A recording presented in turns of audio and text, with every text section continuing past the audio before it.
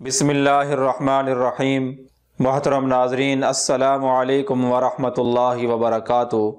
خواب کی تعبیر کے سلسلہ میں ایک نئی ویڈیو کے ساتھ میں آپ کی خدمت میں حاضر ہوں۔ تو آئیے شروع کرتے ہیں آج کی یہ ویڈیو۔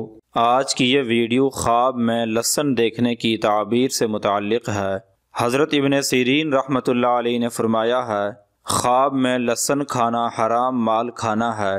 حضرت ابراہیم کرمانی رحمۃ اللہ علیہ نے فرمایا ہے، خواب میں لہسن کھانا بری چیز ہے۔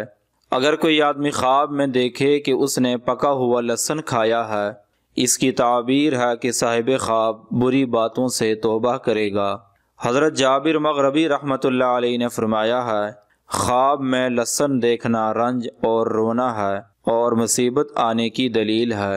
حضرت جعفر صادق رحمۃ اللہ علیہ نے فرمایا ہے، خواب میں لہسن دیکھنا 5 وجہ پر ہے: مال حرام، بری باتیں، غم اور پریشانی، رونا، سختی کا دیکھنا۔ اگر آپ کو یہ ویڈیو اچھی لگی ہے تو برائے مہربانی اسے لائک کریں اور ہمارا چینل سبسکرائب کریں۔ اگر آپ بھی کسی خواب کی تعبیر جاننا چاہتے ہیں تو اس ویڈیو کے نیچے کمنٹ کریں یا ہمارے اس واٹس ایپ نمبر پر رابطہ کریں۔ وآخر دعوانا ان الحمد للہ رب العالمین۔